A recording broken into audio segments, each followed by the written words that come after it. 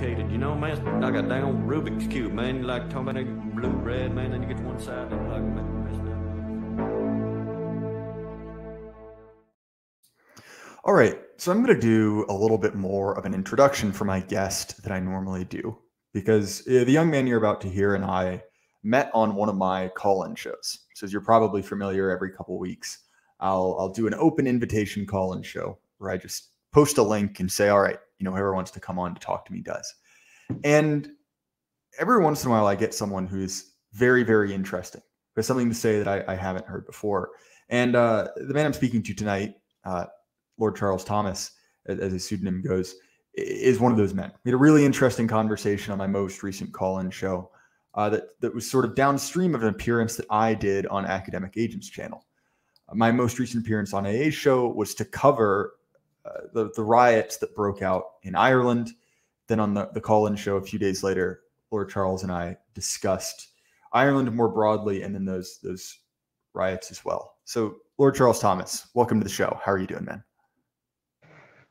I'm doing reasonably well, yes. And I probably should have mentioned this before the show, just in case I might need to ask you to repeat yourself or something. I've had a bit of trouble with my hearing lately. It's nothing too serious, but I just thought I'd mention that since I forgot to. But other than that, yeah, no, I'm reasonably well, and I'm very grateful again for the opportunity to speak on the show, because I know I called in. I didn't even have any plans to do it myself.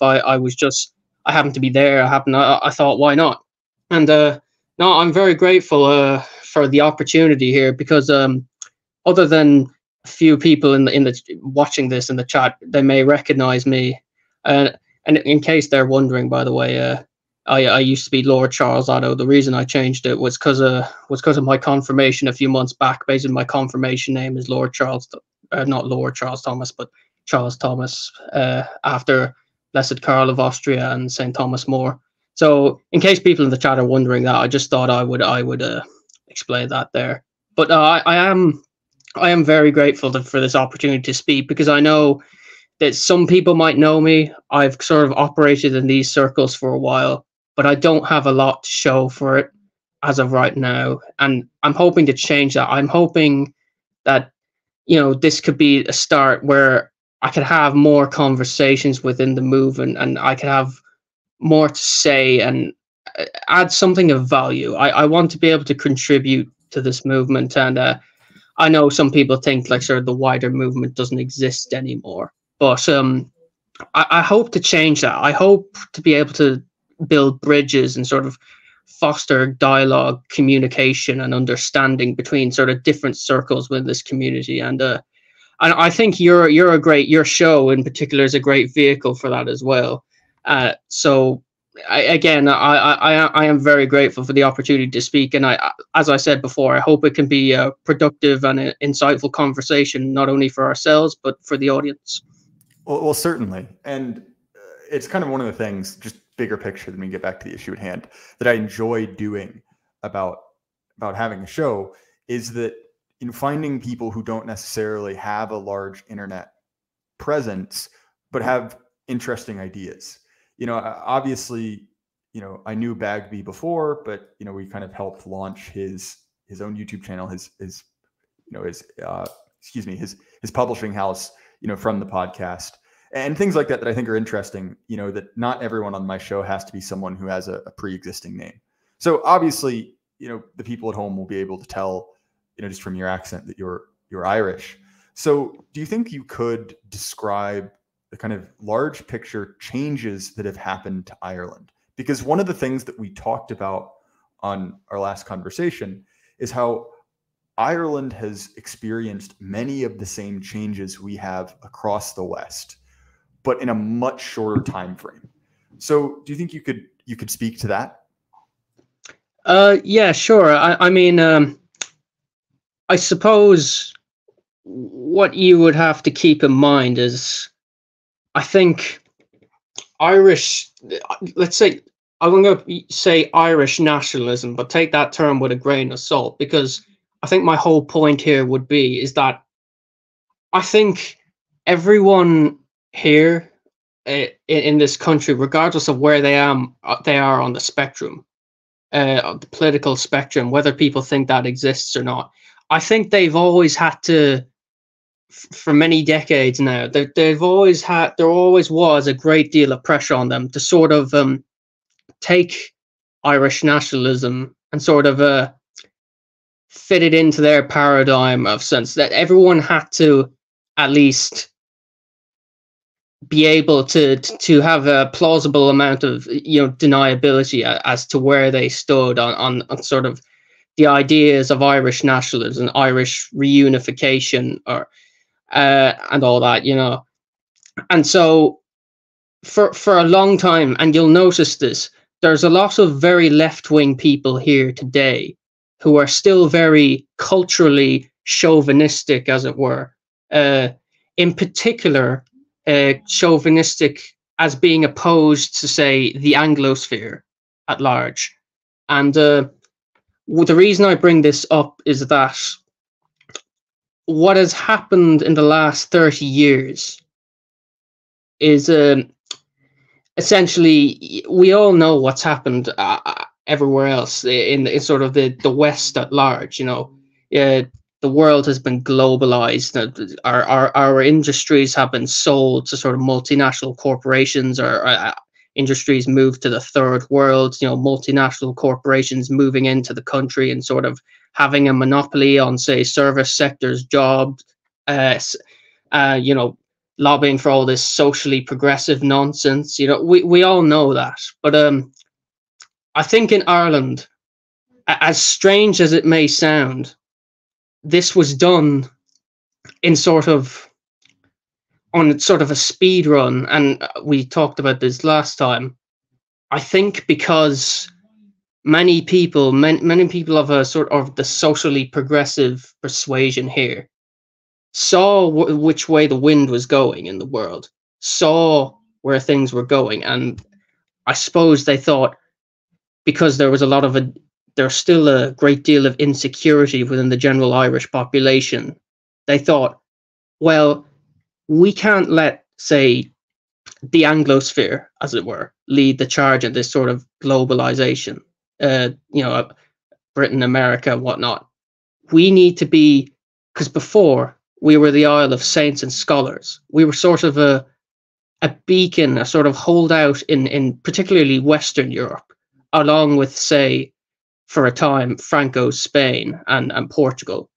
We were sort of holdout of sort of Catholic conservatism within Western Europe. I mean, a lot of people don't know divorce was only legalized here, I think, in the mid-90s, like 1995. Homosexuality, I believe, was decriminalized in 1991, 92 or something like that. And so that shifted, though. And we thought, when we saw the way the powers that be saw the ways the winds were turning, they thought, well, we can't let, because there's a great deal of insecurity within the Irish psyche, we can't let the sort of the Anglosphere lead the charge. We need to be beacons as opposed to them. We need to show our moral credentials against, in particular, Britain. We've always liked to define ourselves here in opposition to Britain. So when we saw the way the winds were turning, there was a great sort of urge within the general population, I think, starting in the 90s, that we needed to demonstrate our progressive credentials and sort of outdo everyone else at their own game. And you see this rapid shift, right? Decriminalization of homosexuality happened as late as the early 90s. Legalization of divorce in the mid-90s. And then by, I believe I mentioned this last time as well, the first country on the planet to legalize same-sex marriage by popular vote.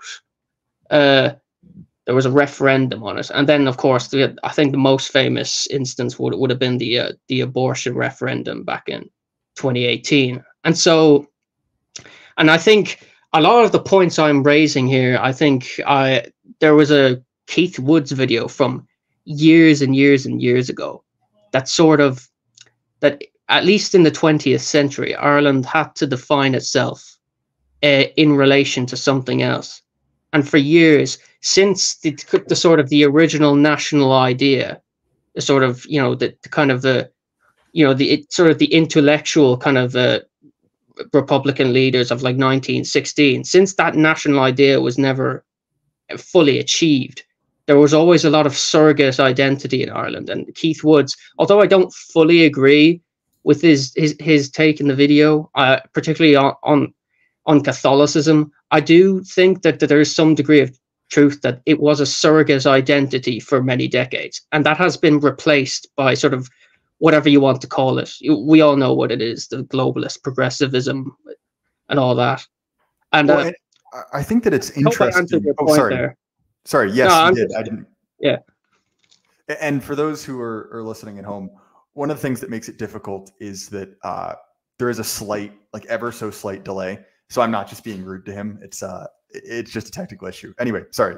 But one of the things that I think is interesting in what you said is that we sort of see this, you know, the leftist globalist types are willing to tactically use sort of traditionalist motifs, right? They're willing to, and you see this very clearly in Ukraine, right? They're willing to allow nationalism, you know, ethnic identity, you know, extreme, you know, kind of religious sentiments in furtherance of a goal. But what's interesting about Ireland is you get to see the other side of that is tactically put away, you know, and once they win, you know, once they get what they want, they have their own polity. Well, you know, now all those things go away and you see their kind of their true priorities, which I think is interesting, because you're certainly right that that sort of negative identity, once that kind of like force is gone, you're left with, well, how do we define ourselves? And well, they certainly can't allow you to define yourselves by the things that they use to justify fighting, right? The kind of like an ethnic identity or religious identity that has to go away, and we need to replace it with something else. And, you know, that insecurity in search of an identity is something that I feel like you see in other kind of like, to mix metaphors here, but in other provinces of the empire. Like the Canadians are like this as well, you know, where Canada essentially exists as a country in opposition to, you know, right-wing Americans. You know, they've defined their nation as being kind of the most American, the most globalist, the most progressive. You know, and so there's a way in which the kind of outer provinces of the empire almost become more America than American. You know, they kind of latch on to that ideology. Do you think I'm getting at something there, or is that off base? Oh yeah, no, definitely. Like the point you made about Canada, for instance, like it would have started off as a sort of a Anglo-Canada in particular would have been sort of a refuge for a lot of American loyalists and stuff. So I think for a long time, Canada, you say you would have had it would have defined itself as opposed to United States in terms of its retained the links it retained to the crown and to the mother country, and it was sort of a more ordered, a more loyalist, a more hierarchical kind of a sort of Anglo kind of North American society. But when the overarching authority in the world is no longer the British Empire, or just European colonial empires in general, and is now, well, what we all know it is. You know, Canada sort of has taken that on as opposed to the as opposed to the imperial heartland, and I think that's if you take the view that the United States is the great Satan and all that, but we're not here to get into that debate. But yeah, no, there is an interesting parallel in Ireland where it's that the way sort of at least 20th century, or you could argue 19th century, Irish nationalism was defined was again, as opposed to was as opposed to Great Britain, the British Empire, whatever you want to call it. But I think particularly to the British Empire, because I suppose, oh, my voice just broke there. I suppose there was this conception of Great Britain as this great, with not wholly untrue, by the way, as this great sort of obviously like, you know, Great Britain was the United States of the 18th and 19th century, sort of like how the Dutch were. They were the sort of a cosmopolitan, urbanized, global kind of free trade empire, as opposed, whereas Irish nationalism defines itself against that. Irish nationalism is much more provincial, agricultural, much more insular. And so you saw that as the sort of dividing line, where against the sort of the great Anglo-imperialists, as it were. But then, sort of at the very end of the 20th century, it took us a while to adjust, but I think that made it very easy because it was defined in opposition to something, and it didn't quite form on its own terms. It wasn't able to sort of take form in isolation, in a vacuum, if that's the right way to put it. I'm not sure it is, but because it was always defined in opposed to something, I think it was very easily to take that and subvert that, because, and you'll see it a lot in the, and I'm going to be careful what I say here in regards to rhetoric against Israel, for instance, what's happening there. Whereas, you know, I'm sure people in our circles, we're not, most of us probably wouldn't be a fan of the state of Israel, for instance. But I, in particular, I've found it very hard to sort of plant my flag in the other camp, as it were, because a lot of the rhetoric you see out of, say the Palestinian camp is sort of, I basically see as sort of anti-white, anti-Western dog whistling, which is not to say Israel is part of the West or they're our friends, but you know what these people mean when they're talking about, say, anti-colonialism, anti-Western imperialism. It at the end of the day, they're being anti-West. They're talking about us. They're against us and who we are. And I think that's why it was so easy to take Irish nationalism and subvert it, because since we were already, it was already defined in relation and in opposition to an imperial power. It was very easily to take that and say, well, the Irish were colonized just like the Third World, and we're anti-colonial and anti-imperial, and you know, we stand against, you know, colonialism, imperialism, and we want to be a beacon of a, we want to be a beacon of social progressivism, and kind of a, you know, we didn't, you know, for instance, we're much more, I mean, and it's odd because in doing so, I mean, that's sort of the rhetoric they have, but in doing so, they're arguably much more in hoc with sort of the, I guess you could call that the imperial authority in the world at the moment, you know? And that's actually that's an interesting point, right? Because and I don't know any of these people firsthand, but if I had to imagine, you know, talking to someone who, you know, is willing to take up arms against the British, in his mind, that would be framed very much as, well, I am fighting for kind of nativist concerns, right? Like my land, my lineage. But it was reframed in kind of a social justice context. And once that struggle was won, it was very clear that the real purpose was the kind of like social justice progressivism, at least from the people at the top, right? That kind of like more nativist concern was sort of a wrapping to it. And in talking about having that kind of negative definition where you only view yourself in opposition to something else, I think that that's incredibly important, because, you know, from that perspective, it's like, well, as long as we're not doing what they want, it doesn't necessarily have a kind of prescription on the other end of what you should actually do.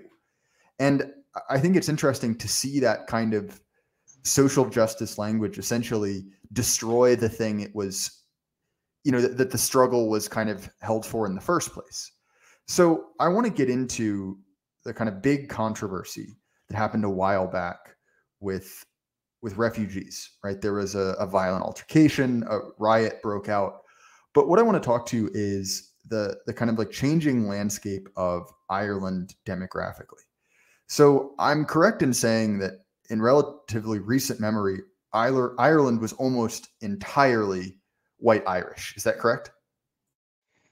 Yeah, no, essentially, I think you would I think it would have been probably over 99%, well up until at some point in the 90s. I can't remember. Again, I can't remember the exact figures and the exact dates anymore, but I still have a rough idea in my head. Like, I think the first time you probably would have noticed it on a day-to-day basis, and by that, what I mean by that is noticed any sort of foreign, sort of non-white, non-European presence at all. The first time I think the average person on the street would have noticed that, at least in urban areas, was probably as late as the 2000s sometime. I think me being born when I was, I think I would have been probably one of the earliest people, who when we went to school, I would have been sort of probably the earliest of the people who live here who for when we went to school, like having at least like one non-white person in the class would have been normal. Like it was it came in very late, but because I was right on that point, for years it was actually kind of normal to me as late as it came in. But I do think that you will have started to notice that in the 2000s, but even then, I think AA has talked about this as well when he talks about Tony Blair, and I think for a while they tried to ease us into it. They tried, because it started here with Eastern Europeans, like it did during the Blair era. They imported a lot of those in at first, while importing all the people from the third world behind the back door. But the EU immigration was sort of the talking point where the focus was on, at least in Britain. But they did that here with the Eastern Europeans, and I mean, I think when I was in school, there was probably more of them than the sort of the non-whites that people traditionally think about when they think of mass migration. And another interesting fact is that I think Polish is the second most spoken language in the country here, like more so than even Irish is. Although it's probably question about the Poles and the Eastern Europeans. From what I've heard is that they don't tend to stick around in the same way that migrants from other backgrounds do. And this is from talking to Central Europeans, right? Obviously different situation. But from what I'd heard, they said that, well, the Poles will, work for a few years and then go back home. Is that true, or were they setting down roots? Well, it's some of them do go back, but I think they come here to work and do jobs that, like, increasingly, and I know this is sort of an establishment talking points, but they come here and do a lot of work that Irish people simply aren't willing to do. Like, most of the jobs I've had, I'm sure I've had like known more Eastern European co-workers than I have Irish co-workers. But I reckon a lot of them do return, but the ones who stay, I think I know this is sort of a Civnat talking point as well, but they do tend to integrate fairly quickly, particularly the Poles, because they do have a Catholic culture, and obviously that they're of the same race. They can sort of blend in, as it were. And although I have to say, when I was at school, I could always tell when someone was Eastern European. So if you can tell that much, you can certainly tell when you start importing people from the third world. And when it comes to the third world immigration, I think really it's probably the last 15 years where that's become noticeable. I think because of how, I mean, I don't want to speak ill of my countrymen, but because of how cooked we were for so long, I think people probably just went along with it and didn't care, because it wasn't, at first it wasn't really overwhelming. Really, it's in the last few years that they've just opened the floodgates, as it were. I think every country has that sort of point in their history where the floodgates just, for Britain it was, probably 1997 or something. For the United States, I'm not sure the exact year, but I think it might have been after they got rid of the old Immigration Act. I think it was 1925, and was it the mid 60s? Johnson. It was the mid 60s. It was 64, and then it actually. This is a conversation for another time, but there was actually a large. It wasn't even large, which is the crazy thing. Roughly 750 men deported about 1.5 million people in the 50s. This is an operation called Operation Wetback. There was a racial slur derived from the name of that. YouTube, I am talking about a government operation. Leave me alone. And then there were a couple other big spikes, like in the mid 80s, which is, that was a large one from South America. And then there were kind of more and more frequent spikes up through the 2000s. There's another one in the 2010s, and then all through the Trump years, and then, or the Obama years, the Trump years. And then really since Biden got elected, it's been, I mean, by best estimates, between 3 to 12 million, which is quite a lot to put it in technical terms. But again, I know what you mean. There is this point, and it's certainly happened in the last 4 years, because like I said before, my wife works as a teacher, and we live 1,500 miles away from the Mexican border, and she's noticed it. She's like, why are there 5 kids in my class who don't speak English? That didn't used to be the case. And so I know exactly what you mean, that there is this moment where it's like, okay, this isn't just, one kid in class. This isn't just like a small thing. This is a crisis. It is happening very, very drastically, I guess. Yeah. And for me, it was probably, not to cut you off, but for me, it was probably the same point everyone else started noticing, as it were. For me, it was probably that sort of 2016 period, and but I think that was a couple of years before most other people here began to notice. So I suppose for most people here, you could say that flashpoint was probably some point during the COVID lockdowns, I'd say, and then especially after the Ukraine war.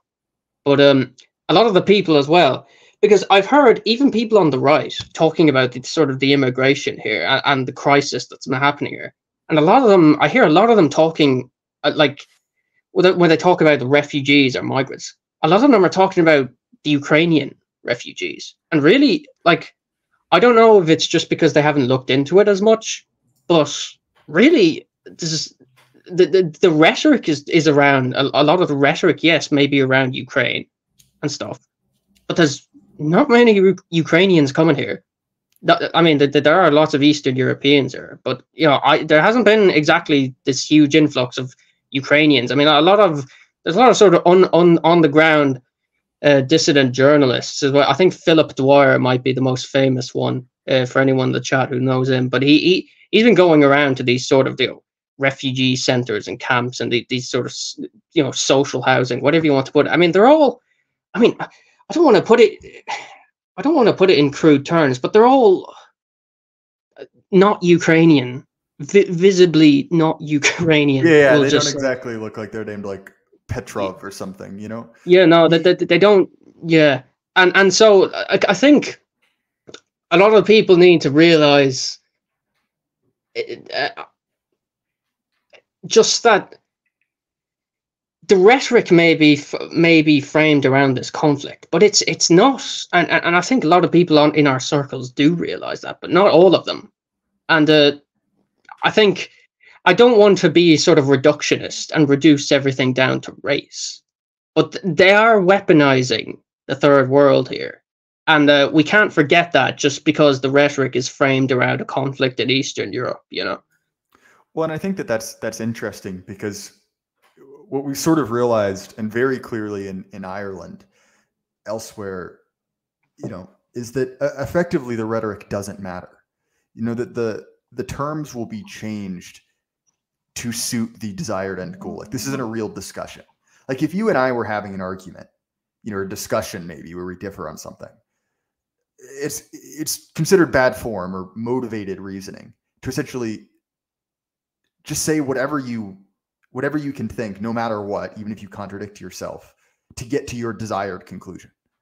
And, you know, in the US, with the current border crisis, where we seem to have a little bit of federalism in action going on, we sort of see the same dynamic where it's like, okay, well, you know, 2 weeks ago, we need migrants because, well, we need them for the economy. You know, we don't have enough workers. Well, you know, Governor Abbott puts up fences across the river, and all of a sudden it's, you know, how are you so heartless? These people are fleeing war. You know, they're going to drown attempting to flee from the most, you know, horrible things you can imagine, right? That the reason we need to do this has changed, but no matter what, we need to do this. And in Ireland, think of all the doctors and lawyers we can get from this sub-Saharan or Middle Eastern war zone. Well, right, exactly. And in Ireland, we see that same thing, right? Where it's, well, we need them for the economy. Oh, wait, we need them for Ukraine. Oh, wait, and it's sort of, you clearly realize that the goal is not to get more doctors and nurses. The goal is not to help the economy. The goal is to essentially promote replacement level migration. And whatever tactic lets that happen is the tactic they're going to go with. So do you want to talk about how this kind of migration has been justified in Ireland? Like, what is the tact that they use, you know, when they are arguing, even if it's not consistently? Oh, well, I mean, every country has their own way of doing it, don't they? You know, in the United States, it's all, oh, well, you know, we're the land of opportunity, my constitution, all men are created equal, you know. In Britain, it's, well, we were always a nation of immigrants, the Saxons, the Celts, the Normans, etc. Over here, their sort of go-to default sort of tagline, as it were, is well, weren't the Irish forced to migrate? Didn't we have to flee persecution?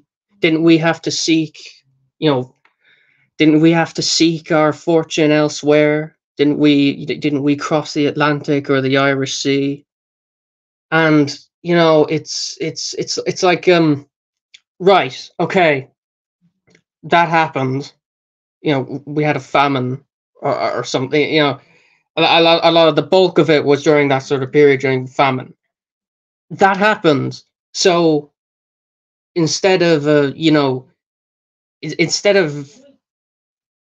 perhaps providing incentives for, say, our own people to procreate, or for people, the diaspora abroad, to come home, because again, you also get the sort of the narratives that are common to many countries about population decline and the economy.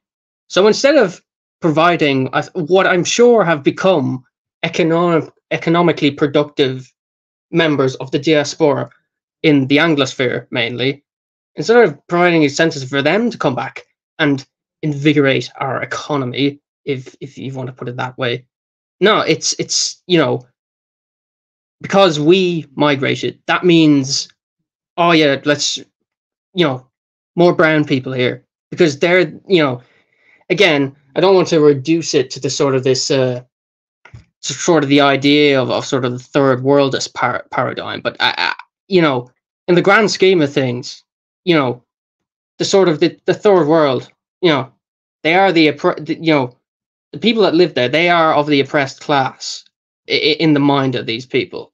And, you know, if you know, you want to justify sort of your, you know, this sort of mass migration, you have to appeal to sort of the idea sort of Irish inferiority, the idea that, you know, we were persecuted, we migrated, etc., etc. And in the current state of the world, you know, I really don't want to sound, like, you know, one of those, you know, like Daily Wire types, but in the current paradigm, victimhood is what sells.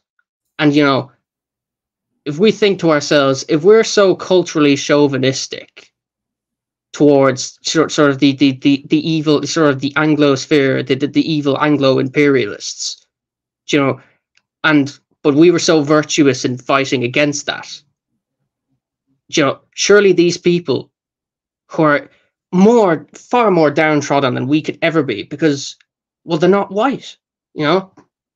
So if we're importing them here, surely, you know, surely we have an obligation, a duty to be that shining city on a hill. I know that's more of an American sort of a idea, but well, it is exported American ideology, and I think that, forgive me on this, but because I know it's very yesteryears. Sorry, I don't mean to cut you off. Sorry. They're kind of the cause celeb of another generation. So in the same way that, you know, radical feminists, this is a hell of a simile here. In the same way that radical feminists are now kicked out of the coalition, you know, because women are so 1974. It's almost a similar thing has happened to Ireland, right? Where, you know, Ireland was, and you see this in movies in America and popular culture, was viewed in the same lens as other types of colonialism. It was viewed as the same thing as Israel-Palestine. It was viewed as the same thing as, you know, what was happening in the Congo, or, you know, apartheid or something like that. And so for, you know, progressive types, that was seen as a cause to kind of champion. But now they've moved on, you know, and it's very clear that, you know, the Irish are going to have to take lumps the same as everyone else. And they've kind of lost that victimhood status and that victimhood currency that they used to have. Sorry, that's just how I wanted to sum it up. Yeah, no, and I apologize. I might not have been able to surmise it very well before, but what I find also very interesting is, I don't know if I'm going to coin a phrase here, but you could almost call it Schrodinger's nationalism, because you'll notice a lot of the people, you know, spouting these kind of ideas and nonsense and calling for this kind of stuff here. And I'm not talking about necessarily the powers that be even, but sort of like the people on the ground here who still buy into it. You will notice that a lot of them, in certain ways, they can still be quite culturally chauvinistic and prideful, and it's very strange. And they'll appeal. There's sort of this tact to appeal to sort of Irish Gaelic culture at all the right times, and it's been a common tact used against me, in fact, because of my Norman heritage, the true Aryan race, by the way. You know, I have a tendency. A lot of the sort of the Gaelic Irish culture doesn't quite resonate with me as it does most people here. And that's often been used against me, where it's like, oh, well, sure, you're talking all this nonsense, but you're not really as Irish. You know, old Jamal down the road, he knows a few sentences of Irish, and he goes to see Riverdance. So who's really more Irish? No one's actually said that to me, but it's just the kinds of things people do say. And it's also been, I've noticed, directed very strongly towards Irish Americans. Like the diaspora in general, but Irish Americans seem to get a lot of flack for actually claiming that heritage, for even saying they're Irish. And it's, you know, I've never seen such vitriol towards a group of people just for saying who they are.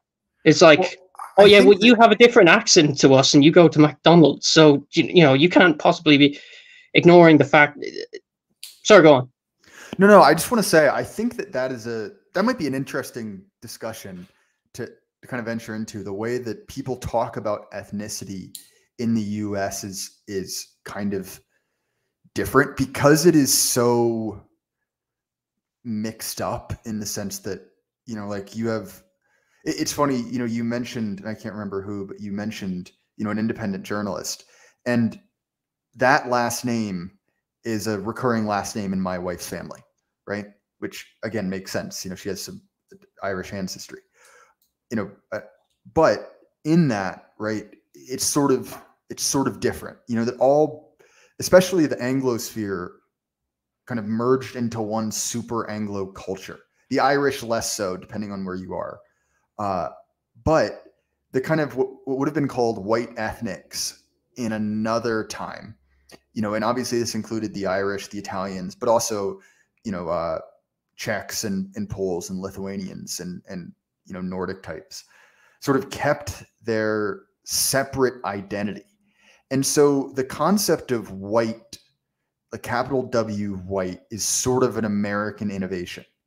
And, you know, there's a great book called Scalp Dance that sort of talks about this. And the problem is that effectively the conquest of America was just an out and out race war. And it was incredibly brutal and violent on both sides. And so what that did is that sort of forced the two sides to define themselves on very broad terms. So you have the concept of white, and well, white means French and Spanish and Italian and Irish and Anglo all at once, because it is in opposition to the guys out in the woods who want to like bash our heads in with clubs and scalp us.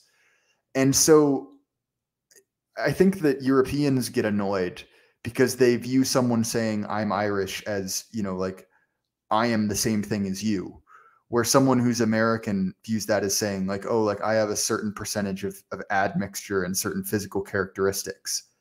And so I think that it's sort of people talking past each other, and, you know, the more out and out nationalist types, just, I think it like triggers them, to be perfectly honest. But anyway, I interrupted you. Back to you.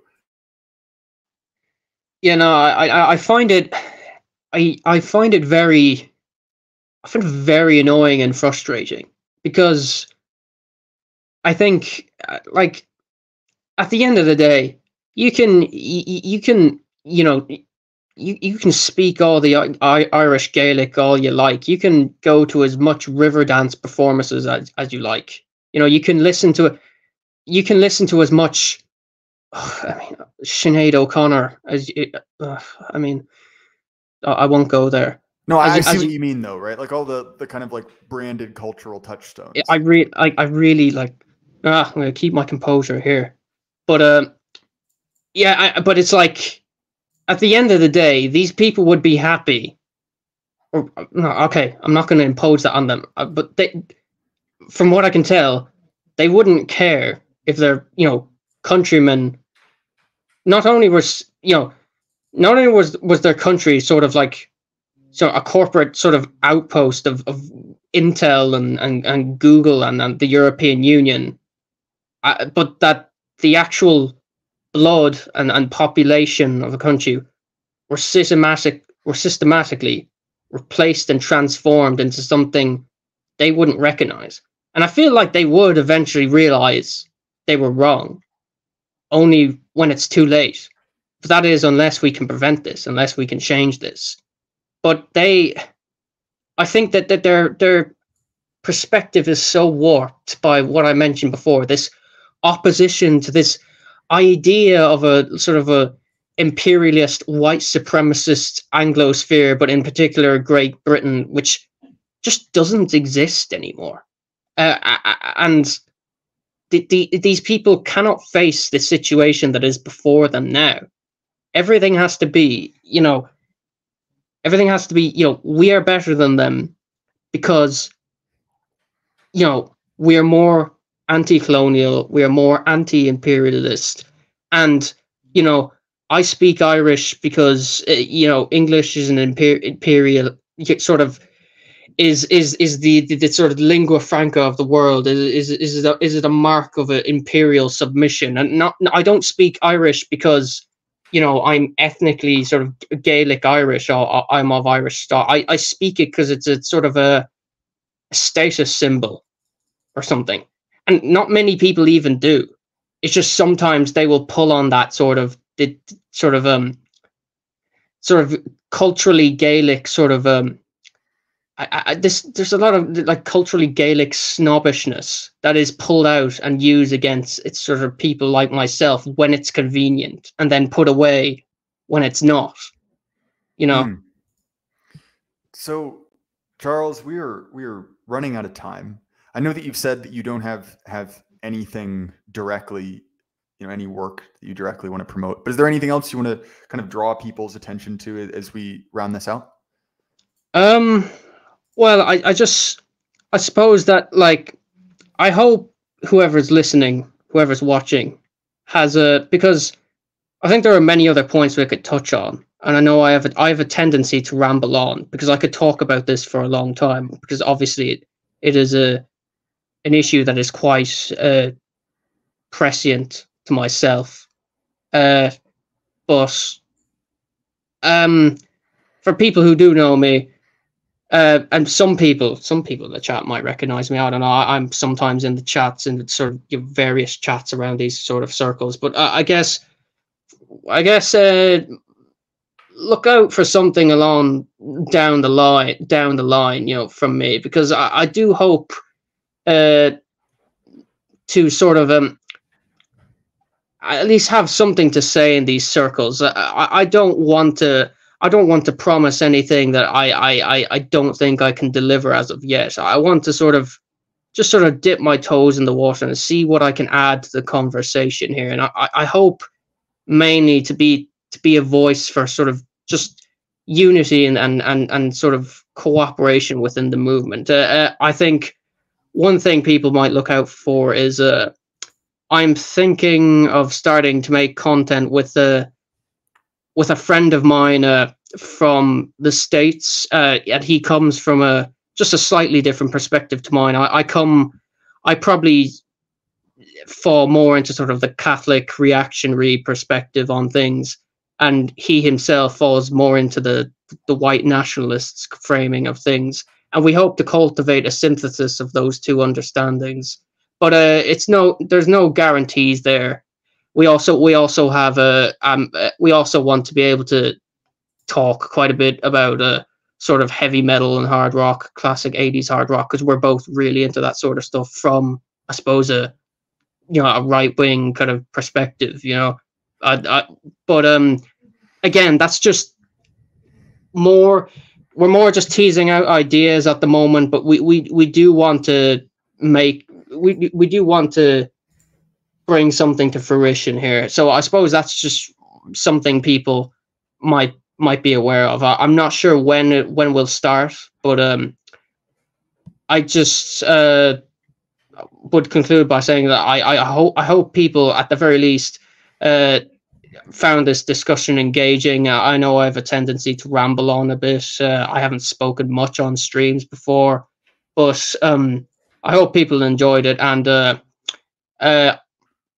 again, I'm very grateful to have had the opportunity to speak on here.